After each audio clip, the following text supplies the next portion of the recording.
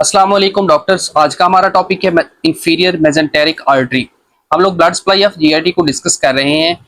उसके अंदर हमने फर्स्ट वीडियो सिलियक ट्रंक के ऊपर, सेकंड सुपीरियर मेजेंटेरिक आर्टरी और आज की वीडियो है इंफीरियर मेजेंटेरिक आर्टरी के ऊपर। इसके साथ हम blood supply of large intestine या कोलोन को भी डिस्कस कर लेंगे। ठीक है, तो बेसिकली ये जो है अराइज करती है L3 वर्टिब्रा लेवल के ऊपर। जो हमारे पास सिलियक ट्रंक था वो T12 टू L1 से के दरमियान वर्टिब्रल डिस्क जो थी उस लेवल से ओरिजिनेट या अराइज कर रहा था।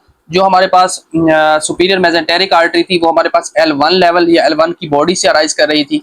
और जो हमारे पास इंफीरियर मेजेंटेरिक आर्टरी है ये अराइज करती है L3 लेवल ऑफ वर्टिब्रा से। ठीक है, उसके बाद क्या है, इसका कोर्स किस तरह है, ये लेफ्ट वर्ड मूव करती है और डाउनवर्ड मूव करती है।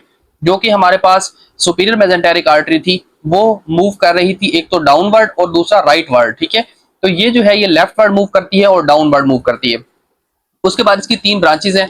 तो पहले तो मैं यहाँ पे आपको ये बता दूं कि फॉर एग्जांपल इसके बैक से जब अयोटा गुजर के आ रहा होता है तो उससे फॉर एग्जांपल यहाँ से सुपीरियर मेजेंटेरिक आर्टरी है तो सुपीरियर मेजेंटेरिक आर्टरी ऐसे निकलती है और डाउनवर्ड और राइटवर्ड मूव करती है। ठीक है, जबकि ये जो है ये उससे थोड़ा सा नीचे से निकलती है और ये लेफ्टवर्ड मूव करती है और डाउनवर्ड मूव करती है। मतलब ये इसका जो कोर्स है वो इस तरफ आता है। ठीक है, उसके बाद इसकी तीन ब्रांचेस हैं। तीन ब्रांचेस कौन सी हैं? एक है लेफ्ट कोलिक आर्टरी। जो हमारे पास राइट कोलिक आर्टरी थी वो ब्रांच थी सुपीरियर मेजेंटेरिक आर्टरी की, जो कि सप्लाई कर रही थी 2/3 ऑफ द ट्रांसफर्स कोलोन। ठीक है, 2/3 ट्रांसफर कोलोन को ये सप्लाई कर रही थी। जो हमारे पास सुपीरियर मेजेंटेरिक आर्टरी की एक ब्रांच थी जिसको हमने कहा था राइट कोलिक आर्टरी। तो ये जो है हमारे पास लेफ्ट कोलिक आर्टरी जो है ये ब्रांच है हमारे पास इंफीरियर मेजेंटेरिक आर्टरी की, और ये जो ब्रांच ये सप्लाई कर रही है remaining part of transfer colon and descending colon को। ठीक है, क्लियर। अभी फिर देखें, ये जो है हमारे पास लेफ्ट कोलिक आर्टरी ये सप्लाई कर रही है remaining part of the transverse colon and descending colon को। ठीक है, यहां से लेकर यहां तक ये सप्लाई कर रही है। ठीक है, उसके बाद आगे क्या है, आगे इसकी सेकंड ब्रांच जो है उसको हम कहते हैं सिग्मोइडल आर्टरी। ठीक है, तो सिग्मोइडल आर्टरी का भी सिंपल सा कंसेप्ट है कि जो हमारा सिग्मोइड कोलोन है उसको जो सप्लाई करने के लिए ब्रांच आ रही है उसको हम कहेंगे सिग्मोइडल आर्टरी। और उसके बाद जो लास्ट है उसको हम कहते हैं सुपीरियर रेक्टल आर्टरी। जो रेक्टम है उसको टू आर्टरीज ब्लड सप्लाई करती हैं, एक इंफीरियर है जो कि नीचे से आती है और एक सुपीरियर है। जो सुपीरियर है वो ब्रांच किसकी है, वो है इंफीरियर मेजेंटेरिक आर्टरी की ब्रांच, और इसको कहा जाता है सुपीरियर रेक्टल आर्टरी, जो कि हमारे रेक्टम को टॉप से या सुपीरियर साइड से ब्लड सप्लाई कर रही होती है। ठीक है, तो ये इसकी मेनली तीन ब्रांचेस हैं।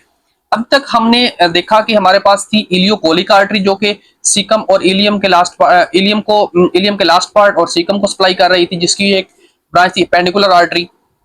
ये सुपीरियर मेजेंटेरिक आर्टरी की ब्रांचेस की बात कर रहा हूँ।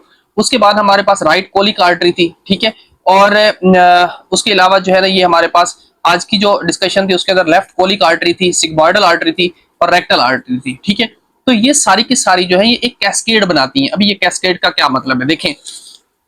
अब हमने डिस्कस करना है blood supply of large intestine. तो blood supply of large intestine को समझने के लिए इस तरह याद रखें कि हमारी जो लार्ज इंटेस्टाइन है या कोलोन है उसके अंदर आर्टरीज जो हैं उनका अनास्टोमोसिस होता है। ठीक है, ये देखिए फॉर एग्जांपल ये मैंने लार्ज इंटेस्टाइन को ड्रा किया, कुछ इस तरह होती है। ये सीकम और यहाँ से अपेंडिक्स निकल रही है।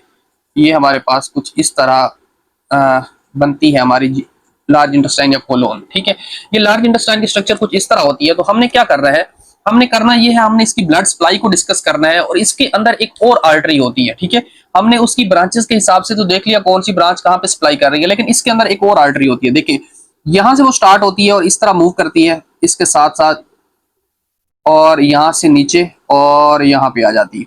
ठीक है, अब ये जो आर्टरी है इसका नाम क्या है, इसका नाम है मार्जिनल आर्टरी। ठीक है, मार्जिनल आर्टरी एक आर्टरीज का कैस्केड है। किस तरह देखें, हमारे पास आर्टरीज जो आ रही थी, आर्टरीज इस तरह आ रही थी कि हमारे पास जो फर्स्ट ऑफ ऑल थी वो इलियोकोलिक आर्टरी थी जो कि इस पार्ट को सप्लाई कर रही थी।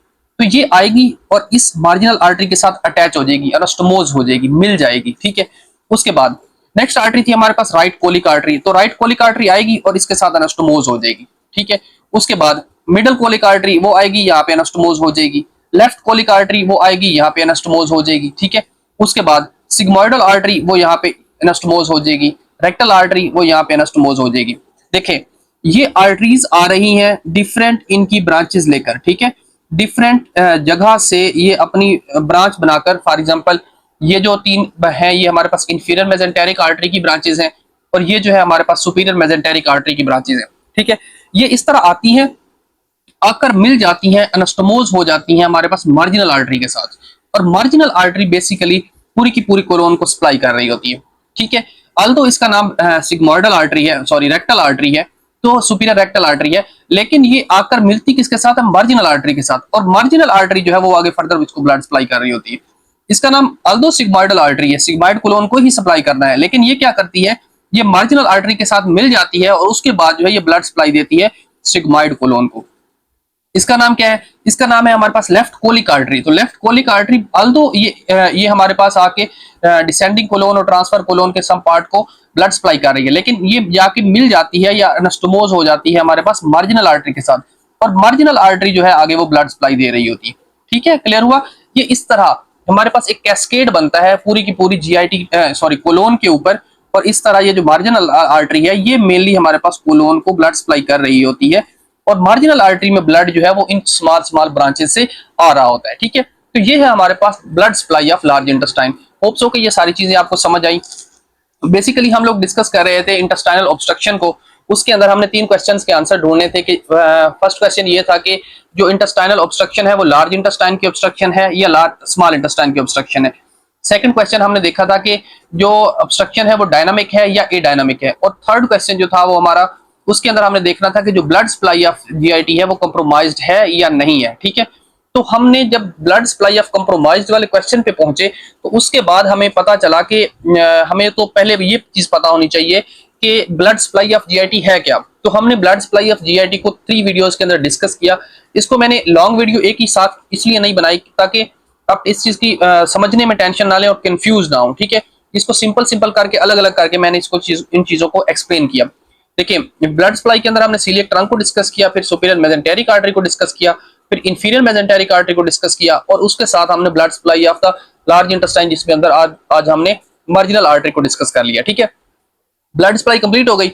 अभी हम जो नेक्स्ट वीडियो है उसके अंदर हम देखेंगे कि जो हमारी इंटेस्टाइनल ऑब्स्ट्रक्शन है उसके अंदर ब्लड सप्लाई कंप्रोमाइज्ड है या नहीं है, ये हमें कैसे पता चलेगा। ठीक है, उसके बाद आगे फर्दर वीडियोस जो होंगी उनके अंदर इंटेस्टाइनल ऑब्स्ट्रक्शन फर्दर देखेंगे कौन कौन सी चीजें आती हैं। यहाँ तक अगर कोई क्वेश्चन है तो कमेंट बॉक्स में पुट कीजिएगा। मैं इंशाल्लाह ट्राई करूंगा कि एज सून एज पॉसिबल आपको आंसर करूं। फिलहाल के लिए इतना ही। थैंक यू डॉक्टर्स, अल्लाह हाफिज।